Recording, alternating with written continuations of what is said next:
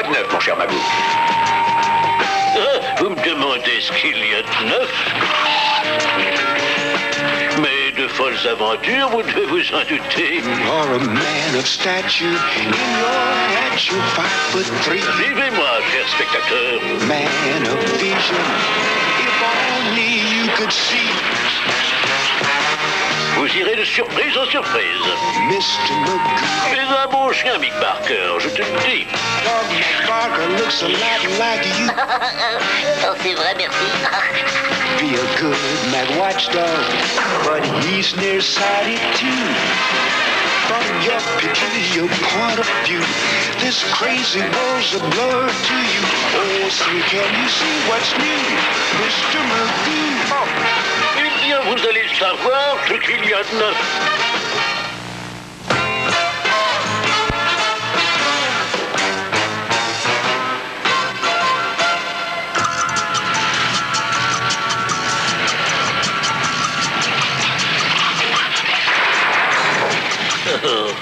Personne à l'horizon, pas âme qui vive, j'avoue que nous sommes complètement perdus. Oh, par Dieu, je commence à avoir l'estomac dans les talons, dire qu'il faut attendre d'être chez grand-mère pour manger. Moi, je ne peux plus attendre, mais je la sens haute. Je ne peux pas arriver en retard au dîner qu'offre grand-maman Magou. Elle n'apprécierait pas, alors dépêchons-nous.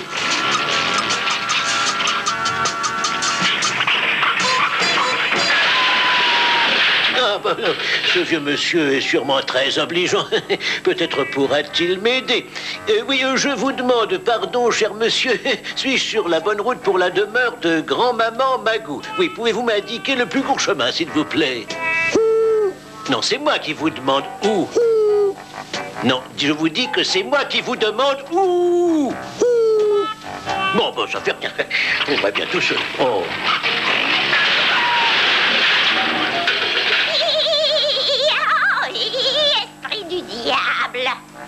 Exauce mes vœux, transforme cette grenouille en un beau prince charmant. Oh, esprit du diable, tu n'as rien compris, un prince. Tu sais bien, celui qui porte une couronne. Oh, l'esprit n'obéit plus. Essayons autre chose. Portrait, portrait, toi que je vois, disparaît, je le veux. 1, 2 et 3. Allez. Oh, pas de cette manière. Par les cornes du diable, cherchons encore. Rien ne va plus pour moi aujourd'hui. L'esprit m'a abandonné, je plonge au fond de la nuit. Malgré tous mes efforts, rien ne se produit. Mais j'oubliais.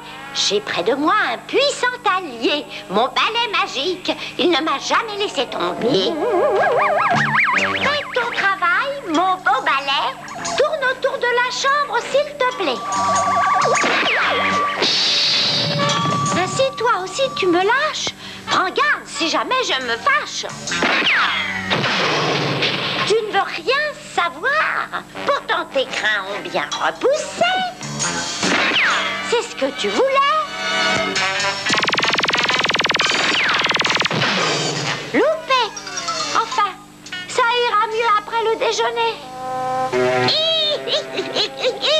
Oh, bouillon, bouillon de la sorcière, mijote le ragoût et fais en sorte pour me plaire qu'ils prennent tout son goût. Youhou!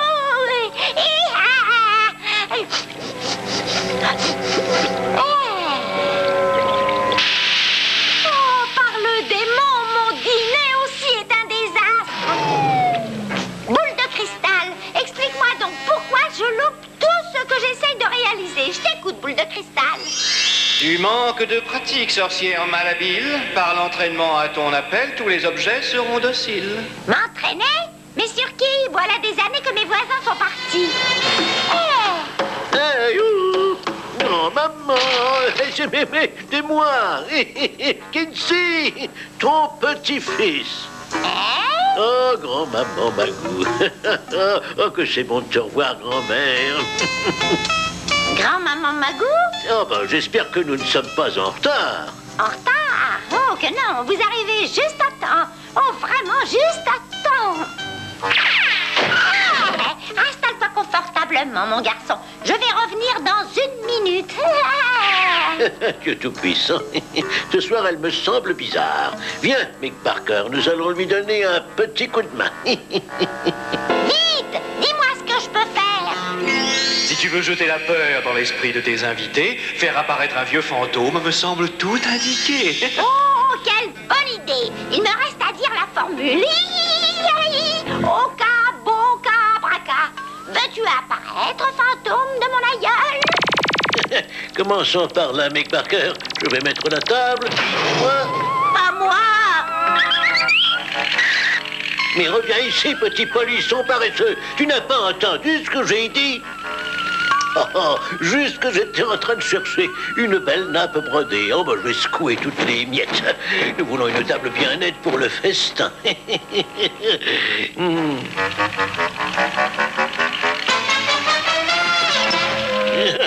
Bon, la nappe est posée. Maintenant, je vais pouvoir mettre le couvert. Et on pourra dîner.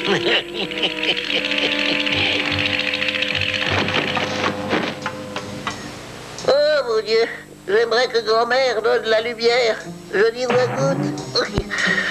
Ah bah comme ça c'est mieux. Grand-mère a allumé la lampe, maintenant je peux tout voir. Pas marcher, gros malin. Quoi d'autre? Peut-être un truc qui soit plus à ta hauteur, faire disparaître le chien de ton visiteur. Ouais, ce sera parfait pour m'entraîner. Oh bon sang, pourvu que grand-mère ait quelque chose à se mettre sous la dent. Parce que si je ne mange pas bientôt, je vais tomber d'inanition. Quoi? Mes yeux m'abuseraient-ils? Ou serait-il possible que ce soit une côte de porc? Cadabra.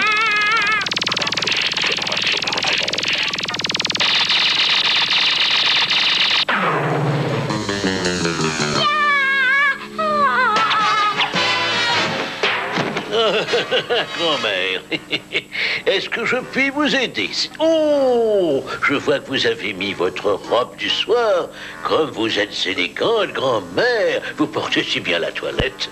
Ah oui, mais quel dommage que nous n'ayons pas de mirlito pour cette soirée. Je vais ranimer le feu et voir où en est le dîner. Des nuages orageux et le tonnerre foudroyant pourront secouer notre ami définitivement. Maintenant, il est cuit. Envoyez les nuages.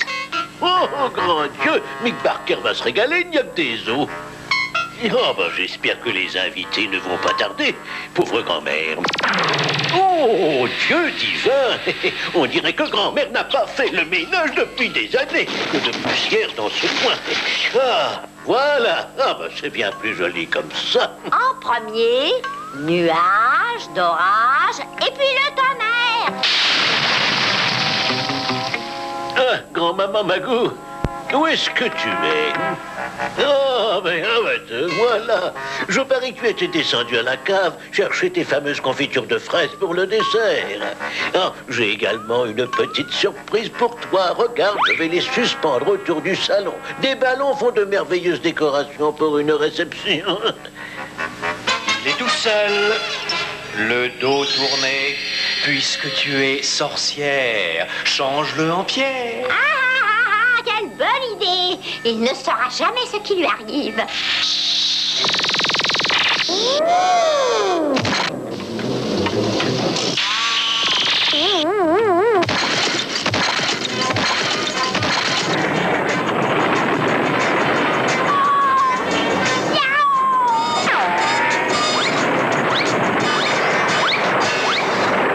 Garde le moral, fais une chose terrible, fais apparaître un monstre énorme et horrible. J'avais imaginé que tu ferais quelque chose de plus impressionnant. Encore raté. Je n'en peux plus. Ah oui, qu'est-ce que c'est? J'ai reçu un coup de patte. Oh, je m'en doutais. Un chat!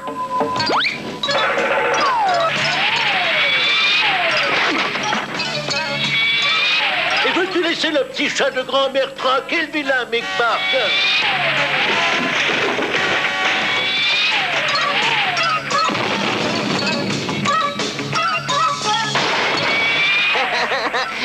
que ce chat a compris qu'on n'embête pas Big Barker. J'ai épuisé pour toi tout mon stock de tours. Je quitte cette maison sans espoir de retour. Ne t'inquiète pas, grand-mère, je vais tout remettre en place. Tiens, mon beau toutou, tu vas jouer avec ce ballon. Il faut que tu t'amuses un peu pour chasser tes ennuis. Ah, oui. Qu'est-ce que c'est que ce ballon qui éclate en tombant? J'aurais préféré qu'il m'envoie un œuf. Grand-mère, je ne veux pas que tu te fatigues à balayer par terre. Je serais heureux de le faire pour toi. Je ne veux pas balayer. Je veux m'envoler.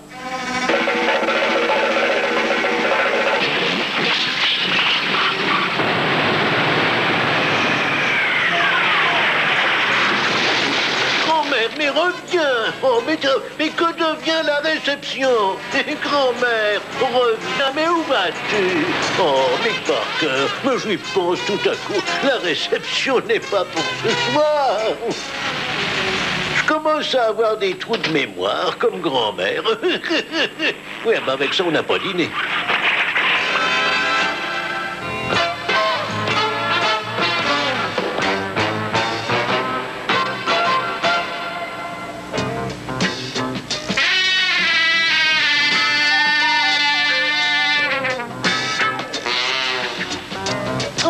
Je demande à voir le directeur. Mais oui, le directeur de cet établissement. Puis-je connaître la raison de votre demande? Ah ben oui, vous pouvez. Je demande le remplacement de ce maudit poste de télévision. Oh, mais monsieur... Je n'accepte aucun argument de votre part. C'est une honte. Un appareil de télé flambant neuf qui n'a qu'une chaîne et dont le seul programme est ce fichu documentaire sur l'exploration des fonds marins. Voyez-vous ça? De plus, il s'en va en morceaux. Mais c'est de la camelote, je vous dis. Mais oui, de la camelote. Mais vous êtes sans excuse et je vais de ce pas prendre un autre poste en échange. Allons, suis-moi, Mick Barker. Mick Barker, que vont-ils encore inventer? Un écran de télévision tout rond et qu'on peut retendre. Ah, voici notre nouveau poste, Mick Barker. Oh, regarde tous ces boutons de réglage de l'image. Avec un écran de cette taille, il faut bien sûr beaucoup de boutons. Et pendant que j'y suis, je vais installer une de ces nouvelles antennes qu'on place sur le toit. J'allais oublier de prendre le mode d'emploi pour l'installation. Vous pouvez me facturer l'antenne, jeune homme. Mais, monsieur, que dois-je faire de ça? Je suggère que vous le retourniez à l'usine sans perdre de temps.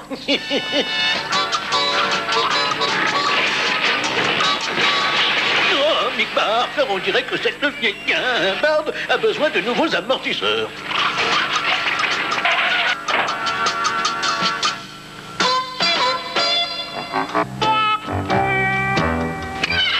On va grimper sur le toit, Mick Barker. Mais il faut y aller prudemment. Il ne s'agit pas de faire un faux pas. Ça peut craquer, hein? Je dois m'assurer qu'elle est bien droite et bien fixée. Je ne veux pas d'un toit qui soit disgracieux. J'ai l'impression qu'elle penche légèrement vers la gauche. Ah non, elle pencherait plutôt à droite. Oh, mais c'est incroyable, elle change de place. Bon, bah, je vais me reculer pour voir. Oh, Magou, tu as des visions. Cette antenne est parfaitement verticale. Ah, bah, si ça continue, je devrais porter mes chaussures chez le cordonnier pour un ressemblage. Mais par Dieu, je n'ai jamais réalisé que mon toit fût aussi long que ça. Je marche depuis un moment et je n'en vois pas la fin. Oh, je suis vraiment désolé, belle cigogne. Kinsimaku ne voulait pas vous effrayer. Oh non, il aime les petits oiseaux. Oh, bon sang, ce satané volatile serait bien plus sympathique à la broche. Oh, Mick Barker, mais tu es un chien stupide. Tu t'en prends maintenant aux girouettes. Bon, allez, assez folâtré. Allons, finissons de fixer cette antenne. C'est très important.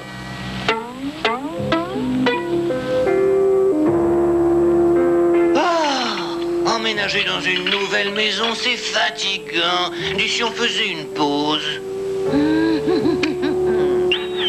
On nous vous informe que très tôt ce matin, Sullivan, l'ennemi public numéro 1 bis, s'est évadé de la prison municipale. Bien qu'il montre une certaine bonhomie, méfiez-vous, pensez qu'il est extrêmement dangereux. Si vous le voyez, je répète, si vous le voyez, n'essayez pas de l'appréhender. Téléphonez aussitôt à la police. Tu entends? C'est lui, Sullivan, l'ennemi public à un bis, il est dans la maison. Je vais téléphoner à la police. S'il vous plaît, passez-moi le chef. Sullivan, l'ennemi public 1 bis se trouve chez nous. Oh, j'ai oublié. Oh, j'ai oublié que le téléphone n'était pas encore branché. C'est vrai, alors allons téléphoner de chez le voisin. N'avoir pas, Mick Barker, j'entends des voix. Peut-être y a-t-il des cambrioleurs qui ont pénétré dans la maison. Et passons un coup de fil pour alerter la police. Essayons de nous faufiler par cette trappe pour aller dans la mansarde. Oh, un escalier peut être sale. Et raide aussi. Oh, mais arrête de grogner, Mick Barker. Il pourrait t'entendre.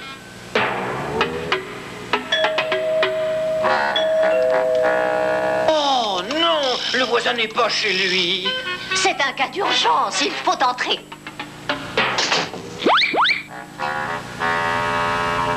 Oh, je parierais qu'ils sont cachés dans ce placard. Oh. Tu parles d'un drôle de placard. Surveille-les, Mick Barker. Je vais essayer de trouver un téléphone. Allô, mademoiselle. S'il vous plaît, passez-moi la police. Allô, est-ce que vous m'entendez? Oh, zut, la ligne doit être encore en dérangement à cause de l'orage. Oh, je ne dois pas oublier de faire colmater la fumée sur le toit. Par le fantôme du grand César, Mick Barker, ils sont dans la maison des voisins. Alors vite, prévenons-les. Ah, ils ont verrouillé la porte, Mick Barker. Il faut que nous entrions dans la maison par la fenêtre. Oh, j'entends venir l'ennemi public à un bis. Il vaut mieux se cacher. Procédons avec précaution, mon beau chien. Pensons que ces types sont implacables et ils sont prêts à tout, hein. Du calme. Peut-être se sont-ils dissimulés derrière la porte. Chut. Et prenons sur le fait, Mick Barker. Regarde, ils ont déposé là des sacs bourrés de butin. Ces malfaiteurs n'ont pas eu le temps d'emporter leur larcin. Prends ce sac, mon brave chien. Ah ben, je fais du mieux que je peux, mais ce boulot risque de m'abîmer les crocs. Un brigand démoniaque. Aucun écran de fumée ne saurait arrêter le tenace Gates Magoo. Oh, mais il se sauve, Mick Barker. Cours-leur après. Attaque, chien féroce. Allez, morle, morle, morle. Descendre dans l'obscurité, oh, je n'ai pas des yeux de chat, moi. Ah, tiens-le, Mick Barker. Oh, j'en vois un autre que je vais attraper. Ah, vous pensiez nous échapper, n'est-ce pas? Eh bien, ce sera pour une autre fois. Qu'est-ce que c'est que ça? Qu'est-ce que ça veut dire? D'affaire à un individu qui vous glisse entre les doigts comme une anguille, Mick Barker. Non, ben moi, je dirais plutôt que ce type sait se glisser hors de ses fringues. Bon, ben je crois qu'il est temps pour moi de me glisser sous quelque chose de plus confortable. Un divan, par exemple, hein? Ah, beau travail, Mick Barker. Ton flair a fait sortir les malfaiteurs de leur tanière. Oui, ben mon frère ne pourra jamais refaire la même chose. C'est bon, vous deux, sortez de là et rendez-vous gentiment, vous êtes coincés. Ah, nous nous rendons. Oh, grand Dieu, mais c'est l'oncle Eustache et la tante Pénélope. Ils sont couchés sous le lit parce qu'ils sont d'une timidité maladive. Oh, je suis heureux de vous voir tous les deux. Venez, chers parents. Vous ne devez pas être troublés devant votre neveu. Mais vous vous êtes trompés de maison. J'habite celle qui est contiguë à la vôtre. Oh, il a l'air un peu dérangé. Distrais-le pendant que je trouve le moyen de nous échapper. Parlez plus fort, hein? Pas besoin de faire des manières avec votre propre neveu. Venez, nous allons nous installer dans ma maison. J'ai hâte d'être rendu pour évoquer avec vous de vieux souvenirs du passé. Oh ben, s'ils avaient amené leur chienne, nous aurions pu évoquer les eaux que nous avons dégustées ensemble. Imaginez que vous soyez resté dans l'autre maison. C'est heureux que personne ne s'y soit trouvé. Par erreur, on aurait pu vous prendre pour les cambrioleurs. Enfin, maintenant, je suis là. Vous ne risquez rien. Asseyez-vous, asseyez-vous. Faites comme chez vous. Installez-vous, prenez les meilleurs fauteuils. Mais rien n'est trop bon pour l'oncle et la tante de Kinsimagu. Qu'ils soient les bienvenus. Mais pourquoi ne regarderiez-vous pas la télé pendant que Mick Barker et moi fixons la nouvelle antenne? Voici un communiqué. La cité a poussé un soupir de soulagement lorsque la police a annoncé il y a quelques minutes que l'ennemi public 1 bis se trouvait de nouveau derrière les barreaux. Mais si ce bandit a été repris et remis en prison, qui est cet homme qui marche sur le toit? Mais patiente un instant. Il a dit s'appeler Kinsimagu. C'est le nom porté sur la boîte aux lettres. Voyons si le téléphone est branché à présent. Tu appelles la police? Non, les déménageurs fichent le camp du voisinage de cet individu complètement siphonné. Voilà, ça y est, c'est absolument parfait. C'est terminé, Mick Barker. Et maintenant, viens, nous allons saluer comme il convient Oncle Eustache et Tante Pénélope. J'espère qu'ils sont confortablement installés. Oh non, je ne voudrais pas que mon oncle et ma tante pensent que je suis un hôte sans égard. Oh, Tante Pénélope, Oncle Eustache, où êtes-vous? Oh, regarde, Mick Barker, de nouveaux voisins emménagent de l'autre côté. Eh bien, demain, nous irons leur rendre visite et nous ferons connaissance. L'un d'eux se révélera peut-être comme un bon voisin aimable et complaisant.